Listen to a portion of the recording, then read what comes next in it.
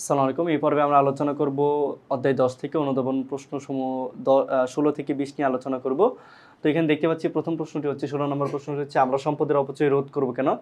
প্রয়োজনীয় অতিরিক্ত সম্পদ ব্যয় বা অপচয় না করার যে চেষ্টা তাকে সম্পদের অপচয় বোধ বলা যায় বা বলা হয়। আমরা জানি যে প্রকৃতিতে সম্পদ সীমিত, সেই অনুযায়ী মানুষের অভাব অসীম। এই সীমিত সম্পদের মধ্যে রাষ্ট্র এবং জনগণের সার্বিক কল্যাণ নিশ্চিত করার জন্য সম্পদের অপচয় রোধ করব। কি এই সীমিত সম্পদের মধ্যে আমরা যদি অপচয় রোধ না করি তাহলে কি হবে? সম্পদের অপব্যবহার হবে। আর যদি সম্পদ হচ্ছে পর্যাপ্ত পরিমাণে না থাকে তখন কি হবে? এই অপচয় করা হলে কি হবে? এটা দ্বারা সার্বিক কল্যাণ বা যে সর্বোচ্চ যে কল্যাণ সাধন করার কথা ছিল সেটা সম্ভব হবে না। যার কারণে কি করতে হবে? অবশ্যই সম্পদের অপচয় রোধ করতে হবে। উৎপাদনের ক্ষেত্রে উদ্যোক্তার ভূমিকা ব্যাখ্যা করো। উৎপাদনের ক্ষেত্রে যে ঝুঁকি বা অনিশ্চয়তা রয়েছে সেসব ঝুঁকি বা অনিশ্চয়তা উদ্যোক্তা কি করে? নিজে বহন করে। তো বলা হচ্ছে যে উদ্যোক্তার ভূমিকা কি উৎপাদনের ক্ষেত্রে? তো ঝুঁকি যদি উদ্যোক্তা না নেয় তাহলে কি হবে না? উৎপাদন করা সম্ভব হবে না। উৎপাদনের ৩টি উপকরণ যথা ভূমি ও শ্রম মূলধনকে সমন্বিত করে উৎপাদন কার্য পরিচালনা সম্পাদন করাকে সংগঠন বলে।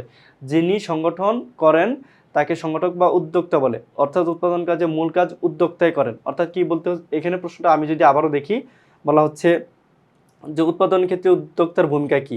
তাহলে উদ্যোক্তাই শুধুমাত্র কি করেন? উৎপাদন কার্য পরিচালনা করেন। অর্থাৎ তিনি ঝুঁকি নেন, তিনি কি করেন? বিভিন্ন প্রকার রিস্ক নেন। যার কারণে কি উনি হচ্ছে উৎপাদন কাজে মূল ভূমিকা পালন করেন। সংগঠন হলো একটি সমন্বিত প্রক্রিয়া। ব্যাখ্যা করো। সংগঠন একটি সমন্বিত প্রক্রিয়া কারণ সংগঠন উৎপাদনের ৩টি উপকরণ ভূমি, শ্রম, মূলধনকে সমন্বিত করে উৎপাদন কার্য পরিচালনা ও সম্পাদন করেন। অর্থাৎ এই যে ৩টি যে উপাদান রয়েছে এটা কি করতেছে? তিনি হচ্ছে এটা সমন্বয় করতেছেন। যার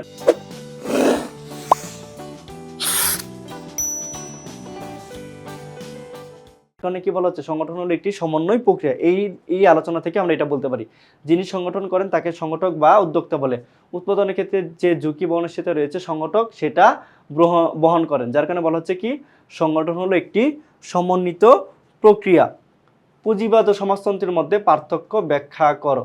তো পুঁজিবাদ জিনিসটা কি? পুঁজিবাদ হচ্ছে যেখানে হচ্ছে সম্পদের মালিকানা কি হয়? ব্যক্তি পর্যায় থেকে হচ্ছে ভোগ প্রক্রিয়া, বন্টন প্রক্রিয়া, উৎপাদন প্রক্রিয়া করা হয় ব্যক্তি পর্যায় থেকে। সেটাকে আমরা বলি পুঁজিবাদ অর্থব্যবস্থা। সমাজতন্ত্র অর্থব্যবস্থা হচ্ছে যেখানে উৎপাদন, তারপর হচ্ছে ভোগ, বন্টন ইত্যাদি হচ্ছে কি হয়? রাষ্ট্র থেকে পরিচালিত হয়। সেটাকে কি বলা হয়? সমাজতন্ত্র অর্থব্যবস্থা বলা হয়। তো বলা হচ্ছে এই অর্থব্যবস্থা উৎপাদনের সকল উপকরণ সমান ব্যক্তি মালিকানাধীন, কিন্তু এখানে হচ্ছে কি? রাষ্ট্রীয় মালিকানাধীন থাকে সমাজতন্ত্রে। পরবর্তীতে বলা হচ্ছে এই অর্থব্যবস্থায় ব্যক্তি এককভাবে বা গোষ্ঠীবদ্ধ হয়ে উদ্যোগ গ্রহণ ও বিনিয়োগ করতে পারে, কিন্তু এখানে কি হয়? এই অর্থব্যবস্থায় ব্যক্তিগত উদ্যোগ ও বিনিয়োগের সুযোগ নেই। এখানে কি হয়? রাষ্ট্রীয়ভাবে উদ্যোগ গ্রহণ ও বিনিয়োগ করা হয়। ভোক্তা স্বাধীনভাবে দ্রব্য বা সেবা ভোগ করতে পারে, কিন্তু কি করতে পারে না? এই সমাজতান্ত্রিক অর্থব্যবস্থা এটা করতে পারে না। দ্রব্য বা সেবা ভোগ করার ক্ষেত্রে ভোক্তার কোনো স্বাধীনতা নেই। এই অর্থব্যবস্থায় শ্রমিক শোষণ বিদ্যমান। আবার এই অর্থব্যবস্থায় কি নেই? শ্রমিক শোষণের উপস্থিতি নেই। তো এই হচ্ছে সমাজতান্ত্রিক এবং হচ্ছে পুঁজিবাদী অর্থব্যবস্থার মধ্যকার পার্থক্যসমূহ। মূলধন বলতে কি বোঝায়?